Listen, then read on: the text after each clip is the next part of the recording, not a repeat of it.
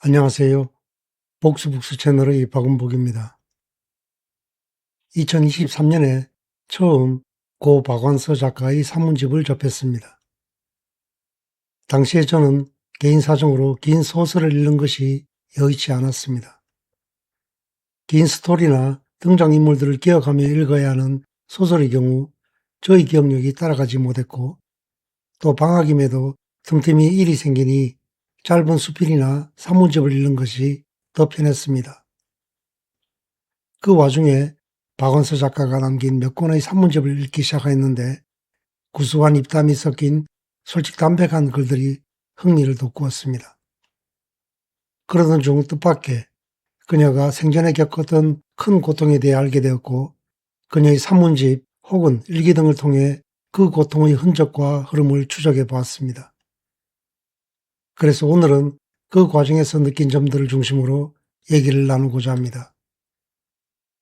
1988년 9월 아들을 잃은 지 2주가 조금 지난 어느 날 박완서 씨의 일기에는 이런 내용이 있습니다. 올림픽에서 우리나라가 메달을 많이 따나 보다. 밤늦도록 손자들이 텔레비전 앞에서 환호하는 소리가 들린다. 내 아들이 없는데도 축제가 있고 환호와 열광이 있는 세상과 내가 어찌 화해할 수 있을 것인가. 혼자가 될 수 있는 방법에 대해 골똘히 생각해 본다. 같은 혈육임에도 남편과 자식을 연이어 잃은 작가가 고통에 씨름하는 동안 어린 손자들은 할머니인 작가의 고통을 이해하지 못한 채 올림픽 경기를 보며 즐거워합니다. 시계로 측정되는 시간을 같이 살면서도 각자가 겪고 느끼는 시간은 다른 것입니다.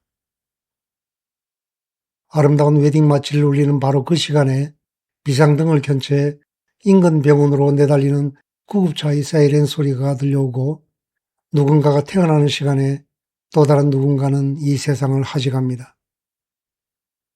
우리 인간이 만든 시계 속에서는 같은 시간이지만 우리 각자가 겪고 살아가는 시간은 다릅니다. 즉, 우리 인간이 만들어낸 시계의 시간은 지구상에 존재하는 우리에겐 절대적이지만 그 속에서 살아가는 각자의 시간은 상대적이라는 것입니다. 그 시간들이 모여 세월이 되는데 그 세월 역시 우리 각자에게는 다른 경험과 의미를 가지게 됩니다. 그럼에도 시간이 우리 인간의 삶에서 갖는 의미 중에는 공통된 것이 하나 있습니다. 그러니까 인간을 포함하여 그 어떤 생명체도 그 시간의 흐름에 역행할 수 없다는 것입니다. 한 번 지나간 세월은 다시 돌아오지 않는다는 말과 모든 생명체는 언젠가 소멸한다는 것이 바로 그것입니다. 물론 물리적 개념에서 본 것입니다. 그런데 아이러니하게도 살아있는 모든 것들을 소멸로 몰고 가는 그 파괴적인 시간의 힘은 때때로 우리에게 위안과 치유를 줍니다. 박완서 씨의 산문집 세상의 예쁜 것 80쪽을 보면 다음과 같은 말이 나옵니다. 이 나이까지 살아오면서 깨달은 소중한 체험이 있다면 그건 시간이 해결 못할 아군도 재앙도 없다는 것이다. 그렇다면 시간이야말로 신의 다른 이름이 아닐까. 이 책은 박완서 씨가 2011년 암으로 사망한 뒤 나온 6호 산문집으로 인용한 부분은 2007년에 쓰신 것으로 되어 있습니다. 2007년은 그녀가 1988년 5월에 남편을 암으로, 같은 해 8월엔 아들을 사고로 잃은 뒤 20년 차가 되는 해입니다. 작가의 여러 글에는 남편과 아들을 잃은 뒤 심적인 혼란 속에 절망하는 모습들이 간간히 비치고 있습니다.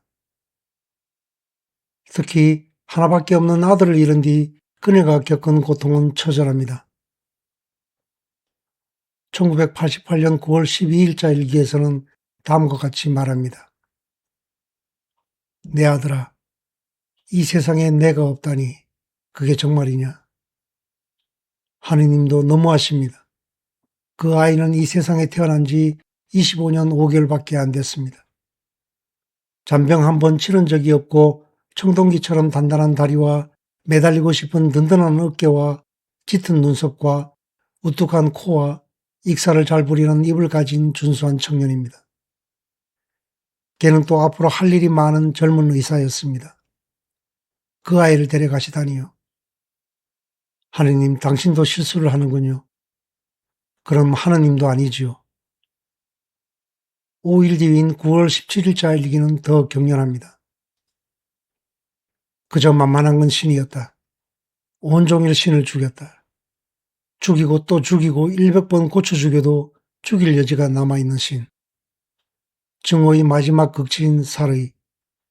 내 살의를 위해서도 당신은 있어야 돼. 그리고 10월의 어느 날 일기에서는 부산의 성분도 수녀원의 임시 기간 동안에 있었던 얘기가 실려 있습니다. 그래, 나는 주님과 한번 맞붙어 보려고 이곳에 이끌렸고 혼자 대보기를 갈망했던 것이다. 주님, 당신은 과연 계신지, 계시다면 내 아들은 왜 죽어야 했는지, 내가 이렇게까지 고통받아야 하는 건 도대체 무슨 영문인지, 더도 말고 덜도 말고 한 말씀만 해보라고 애걸 하리라. 애걸 해서 안 되면 따지고 덤비고 쥐어뜯고 사생결단을 하리라. 나는 방바닥으로 무너져 내렸고 몸부림을 쳤다. 방안을 헤매며 대굴대굴 굴렀다. 나는 마침내 하나의 작은 돌멩이가 되었다. 돌멩이처럼 보잘것없었고 돌멩이처럼 무감각해졌다. 그리고 돌멩이가 말랑말랑해지려고 길을 쓰듯이 한 말씀을 얻어내려고 길을 썼다. 돌멩이가 말랑말랑해질 리 없듯이 이 한 말씀은 새벽 미사를 알리는 종소리가 울릴 때까지도 들려오지 않았다. 처절한 밤이었다. 박원서 씨는 내리 사흘 밤을 그렇게 보냅니다. 그리고 10년이 흐른 1998년, 그러니까 남편과 아들 잃은 지 10년이 지나 세상에 나온 어른 노릇, 사람 노릇에서는 다음과 같이 그 고통을 토로하고 있습니다. 10년 전 참척을 당하고 가장 힘들었던 것은 왜 하필 나에게 이런 일이 일어났을까 하는 원망을 도저히 지울 수 없는 거였다. 원망스럽기만 한 게 아니라 부끄러움까지 겹쳤다. 저 여자는 무슨 죄를 많이 지었기에 저런 일을 당했을까? 수근거리면서 손가락질들을 하고 있는 것 같았다. 세상이 나만 보고 흉보는 것 같아 두문불출하고 있어도 하늘이 부끄럽고 땅이 부끄러웠다. 슬픔보다 더 견딜 수 없는 게 원망과 치욕감이었다. 하늘도 부끄럽고 땅도 부끄러워 이 세상에서는 도저히 피할 곳이 없으니 차라리 죽고 싶었다. 그때 만난 어떤 수녀님이 이상하다는 듯이 나에게 질문을 던졌다. 왜 당신에게 그런 일이 일어나면 안 된다고 생각하느냐는 질문이었다. 그래, 내가 뭐가 안 돼. 누구에게나 있을 수 있는 일을 나에게만 절대로 그런 일이 일어나면 안 된다고 여긴 것일까? 그게야말로 터무니없는 교만이 아니었을까? 그 수녀님은 아직 소원도 받기 전인 예비 수녀님이었다. 그러나 학덕 높은 현자보다도 깨달음의 경지가 다다랐다고 일컬어지는 성직자보다도 더 깊은 가르침을 나에게 주었다. 그건 깊다기보다는 아마 적절한 가르침이었을 것이다. 남편과 자식을 3개월 간격으로 잃은 그녀의 마음 한켠에서는 결국 그 고통에서 자신을 회복해야 하고 또 그렇게밖에 될 수 없다는 것을 직감으로 느끼고 있었던 것 같습니다. 어쩌면 그것이, 그러니까 잃어버린 자식에 대한 기억이 세월의 흐름 속에 아스라이 사라져가는 반면 자기 자신은 이 세상에서 주어진 시간 동안 꾸역꾸역 살아갈 수밖에 없을 거라는 생각이 그녀를 더욱더 비참하고 고통스럽게 했을지 모릅니다. 어쨌든 그 고통의 세월을 지나며 그녀가 내린 결론은 무엇일까요? 2011년 1월 시인 정호성 씨가 박완서 작가의 장례식에서 조시를 낭송했는데 그 내용 중 일부에서 다음과 같은 언급이 있습니다. 사랑하는 가족을 잃은 고통을 어떻게 극복하셨습니까? 하고 물었을 때 그것은 극복하는 것이 아니고 그냥 견디는 것이라고 하신 선생님의 말씀. 여기서 박완서 씨는 고통이란 극복하는 것이 아니라 그냥 견디는 것이라고 했는데 그것은 무슨 뜻일까 생각해 보았습니다. 극복한다는 것은 본래 어려운 상황이나 장애물을 맞닥뜨렸을 때 그것을 이겨내어 본래의 상태로 되돌리거나 보다 나은 상태로 나아가는 행동을 뜻합니다. 그렇게 되려면 그 어려운 상황이나 장애물을 넘어야 할 대상, 이겨야 할 대상, 즉 하나의 적대적인 그 무엇으로 생각한다는 말이 될 것입니다. 그렇다면 사랑하는 가족을 잃은 고통을 극복한다는 말은 곧 그 고통을 하나의적으로 생각하여 있는 힘을 다해 물리친다는 의미가 될 것입니다. 하지만 박원서 씨는 결국 오랜 인고와 성찰의 세월을 거쳐 그 고통을 긍정하며 수용한 것입니다. 그래서 고통은 극복하는 것이 아니라 그냥 견디는 것이라고 했던 것으로 보입니다. 어쩌면 그러한 생각의 저변에는 아들을 잃은 고통이란 애초에 극복할 수 있는 그 무엇이 아니라는 깨달음이 있지 않았나 싶습니다. 사실 사랑하는 가족을 잃은 고통을 극복하였다고 해서 과연 그 고통이 완전히 해소되고 소멸되었는가를 생각해 보면 그건 아닐 것입니다. 왜냐하면 그 고통이란 곧 기억으로 우리의 머릿속에 각인되어 저장되어 있기에 잊자고 마음먹었다고 해서 지워버릴 수 있는 그 무엇이 아니기 때문입니다. 그래서 그 기억을 우리의 뇌에서 물리적으로 완전히 제거하지 않는 이상 사랑하는 가족을 잃은 고통은 세월과 더불어 수면 아래로 가라앉아 있을 뿐 완전히 소멸된 것이 아닐 것입니다. 박완서 씨의 말을 보겠습니다. 아들을 잃은 지 2주 남짓 지난 시점에 그녀가 쓴 일기의 일부입니다. 나는 아들을 잃었다. 그 애는 이 세상에 존재하지 않는다. 그 애가 이 세상에 존재했었다는 증거는 이제 순전히 살아있는 자들의 기억밖에 없다. 만약 내 수만 수억의 기억의 가닥 중 아들을 기억하는 가닥을 찾아내어 끊어버리는 수술이 가능하다면 이 고통에서 벗어나려만. 그러나 곧 아들의 기억이 지워진 내 존재의 무의미성에 진저리를 친다. 자아란 곧 기억인 것을. 나는 아들을 잃고도 나는 잃고 싶지 않은 내 명료한 의식에 놀란다. 고통을 살아야 할 까닭으로 삼아서라도 즐기게 살아가게 될 내 앞으로의 모습이 눈에 선하다. 그런 늙은이는 싫지만 어쩔 수가 없다. 그로부터 다시 10년 정도 지난 뒤 박완서 씨는 시간이 곧 신이라고 말합니다. 세상의 그 어떤 것도 못해주던 것을 시간이 해결 아닌 해결을 해준 것이기에 시간을 신에 비유한 것일 겁니다.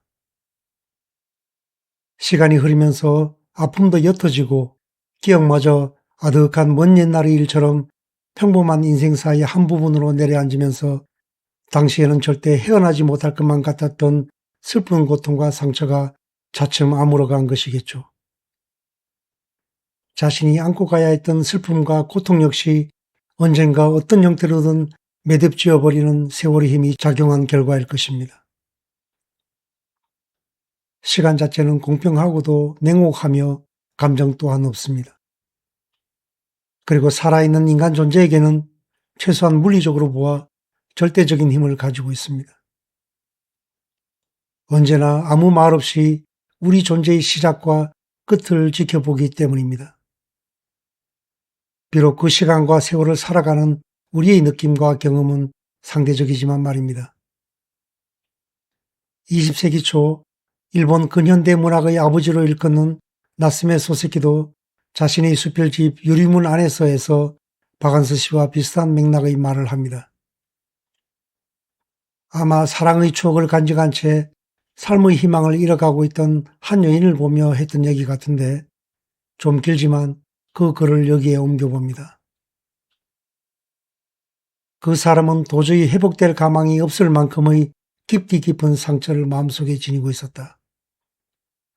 동시에 그 상처는 여느 사람이 결코 경험할 수 없는 아름다운 추억으로 뿌리내려 그 사람을 빛나게 해주고 있었다.